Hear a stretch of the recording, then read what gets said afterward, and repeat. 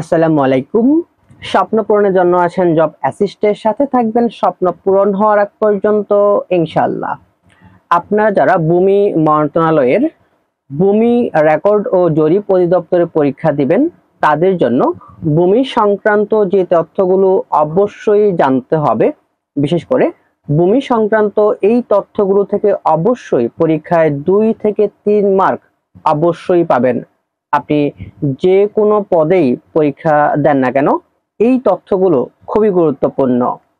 প্রথমে দেখব ভূমি বা ল্যান্ড কাকে বলে। The state acquisition and tenancy act 1950 এর 2-16 ধারা মতে ভূমি বলতে আবাদি, অনাবাদি অথবা বছরের যে কোনো সময় পানিতে ভরা থাকে এবং ভূমি হতে প্রাপ্ত সুফল, ঘরবাড়ি বা দালানকোঠা বা মাটির সঙ্গে সংযুক্ত অন্যান্য দ্রব্য অথবা স্থায়ীভাবে সংযুক্ত দ্রব্য এর অন্তর্ভুক্ত বোঝাবে। 2 নম্বর হচ্ছে ভূমি জরিপ বা রেকর্ড কাকে বলে। ভূমি জরিপ হচ্ছে ভূমির মালিকানা সংবলিত ইতিহাসের সরেজমিন ইতিবৃত্ত। আইনি সংজ্ঞা হচ্ছে দ্য সার্ভে অ্যাক্ট 1875 এবং সংশ্লিষ্ট বিধিমালা অনুযায়ী সরকারের জরিপ বিভাগ সরেজমিন জরিপ করে ভূমির মালিকানার যে বিবরণ এবং নকশা তৈরি করে তাই জরিপ। অর্থাৎ জরিপ হচ্ছে মালিকানার বিবরণ এবং নকশার সমন্বয়। একটি ভূমির মালিক কে এবং তার সীমানা কতটুকু, এটা ভূমি জরিপের মাধ্যমে নকশা বা ম্যাপ নির্ণয় করা হয়। এই নকশা এবং ম্যাপ অনুসারে মালিকানা সম্পর্কিত তথ্য, যেমন ভূমিটি কোন মৌজায় অবস্থিত, এর খতিয়ান নম্বর, ভূমির দাগ নম্বর, মালিক ও দখলদারের বিবরণী ইত্যাদি প্রকাশিত হয়, যাকে খতিয়ান বলে। রেকর্ড বা জরিপ প্রচলিতভাবে খতিয়ান বা স্বত্বলিপি বা রেকর্ড অফ রাইটস, যাকে সংক্ষেপে ROR নামেও পরিচিত হয়েছে। এরপর 3 নম্বর হচ্ছে সিটি জরিপ। সিটি জরিপ এর আরেক নাম ঢাকা মহানগর জরিপ। RS জরিপ এর পর বাংলাদেশ সরকার কর্তৃক অনুমতিক্রমে এই জরিপ 1999 থেকে 2000 সালের মধ্যে সম্পন্ন করা হয়। এটি এযাবৎকালের সর্বশেষ এবং আধুনিক জরিপ বলে আখ্যায়িত। আমাদের দেশে প্রচলিত ভূমি জরিপ বা রেকর্ড গুলো হচ্ছে, 1 নম্বর হচ্ছে সিএস এর পূর্ণরূপ খুবই গুরুত্বপূর্ণ। সিএস এর পূর্ণরূপ হচ্ছে cadastral survey, SA state acquisition survey, RS revisional survey, PS Pakistan survey, BS Bangladesh survey, যা হয় 1990 সালে। কোড অফ ওয়ার্ডস কি? চিরস্থায়ী বন্দোবস্তের পরবর্তীকালে কোনো জমিদার নিঃসন্তান অথবা নাবালক সন্তান রেখে মৃত্যুবরণ করলে উক্ত জমিদারি সরকার কর্তৃক তত্ত্বাবধান করার জন্য 1979 সালে কোড অফ ওয়ার্ডস আইন করা হয়। এই আইন মোতাবেক বিভাগীয় কমিশনারের তত্ত্বাবধানে সংশ্লিষ্ট কালেক্টর একজন ম্যানেজার নিয়োগের মাধ্যমে সংশ্লিষ্ট জমিদার তত্ত্বাবধান করতেন। প্রশ্ন হচ্ছে শত্রু সম্পত্তি। 1965 সালে পাকিস্তান ও ভারতের মধ্যে যুদ্ধ সংঘটিত হয়। এই যুদ্ধের কারণে কিছু পাকিস্তানি হিন্দু ভারতে চলে যায়। এরূপ পাকিস্তানি নাগরিকের ফেলে যাওয়া সম্পত্তিকে শত্রু সম্পত্তি বলা হয়। অর্পিত সম্পত্তি। 1965 সালে পাকিস্তান ও ভারতের যুদ্ধের কারণে কিছু পাকিস্তান হিন্দু ভারতে চলে যায়। এরূপ পাকিস্তানি নাগরিকের ফেলে যাওয়া সম্পত্তিকে শত্রু সম্পত্তি বলে। বাংলাদেশ স্বাধীন হওয়ার পর উক্ত সম্পত্তিকে অর্পিত সম্পত্তি নামে অভিহিত করা হয়। বিনিময় সম্পত্তি কি? 1947 সালে পাকিস্তান ও ভারত বিভক্তির পর তদানীতন পূর্ব পাকিস্তান তথা বাংলাদেশ হতে কিছু হিন্দু নাগরিক ভারতে চলে যায় এবং ভারত হতে কিছু মুসলমান নাগরিক পূর্ব পাকিস্তান তথা বাংলাদেশে আগমন করে। এরূপ চলে যাওয়া ও আগত ব্যক্তিদের মধ্যে বিধি মোতাবেক যে সম্পত্তি বিনিময় হয় তাকে বিনিময় সম্পত্তি বলে।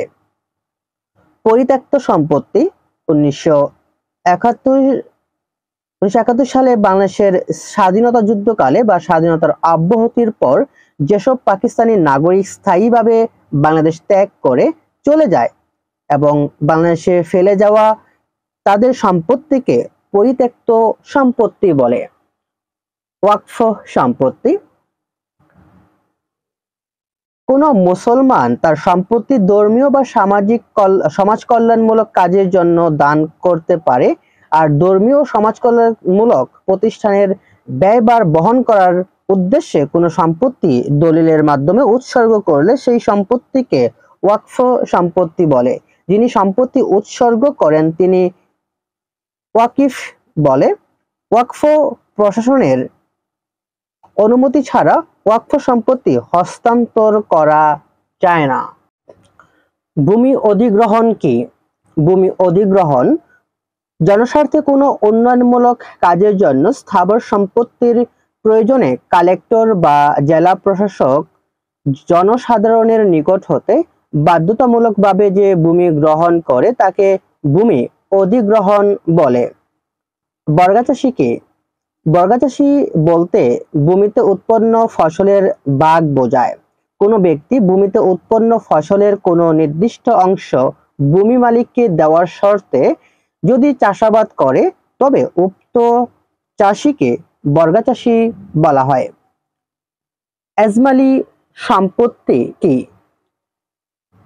কোনো প্লট বা জমির খণ্ড একাধিক শরিক একত্রে বুক দখলে রাখলে তাকে এজমালি সম্পত্তি বলে। দলিল কাকে বলে? যে কোনো লিখিত বিবরণ বা যা আইনগত সাক্ষ্য হিসেবে গ্রহণযোগ্য তাকে দলিল বলা হয়।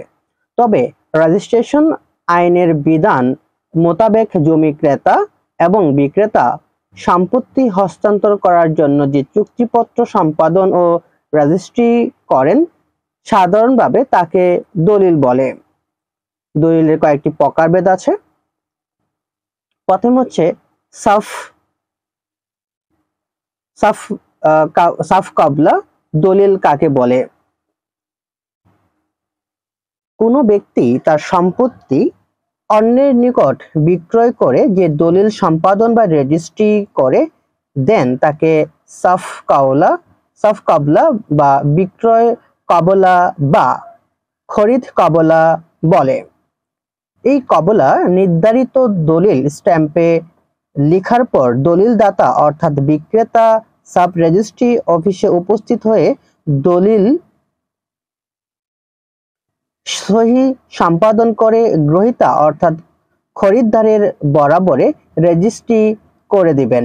এই দলিল রেজিস্ট্রি হওয়ার সঙ্গে সঙ্গে দলিলের তফসিলে লিখিত অর্থাৎ বিক্রিত ভূমির যাবৎ সত্য দলিল দাতা হতে বিলুপ্ত হয়ে দলিল গ্রহীতাতে অর্থাৎ খরিদ্দারের উপর অর্পিত হয়।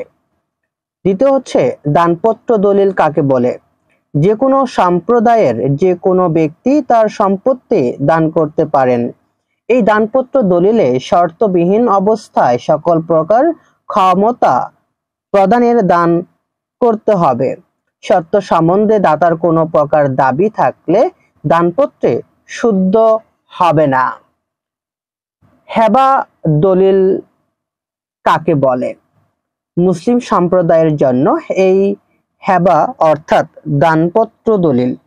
এই দলিল কোনো কিছুর বিনিময়ে নয়, কেবল সন্তুষ্ট হয়েই এরূপ দান করা হয়। কিন্তু এই হেবা শর্তবিহীন অবস্থায় দান, যা বিক্রয়, রূপান্তর ইত্যাদি সকল ক্ষমতা প্রদানে দান বা হেবা করতে হবে। সত্য সম্বন্ধে দাতার কোনরূপ দাবি থাকলে সেই দান বা হেবা শুদ্ধ হবে না এবং তা যে কোনো সময় বাতিলযোগ্য। এরূপ দানপত্রে দাতার কোনো স্বার্থ সংরক্ষিত থাকে না। হেবাবিল এওয়াজ কাকে বলে? এই হেবাবিল এওয়াজ মুসলিম সম্প্রদায়ের একটি দানপত্র দলিল। এই দানও সন্তুষ্ট হয়ে করা হয় বটে, কিন্তু এটা কোনো কিছুর বিনিময় হয়ে থাকে, যেমন পবিত্র কোরআন, জায়নামাজ, তসবিহ, মোহরানার টাকা, এমনকি যে কোনো জিনিসের বিনিময়েও হতে পারে, যেমন আংটি ইত্যাদি।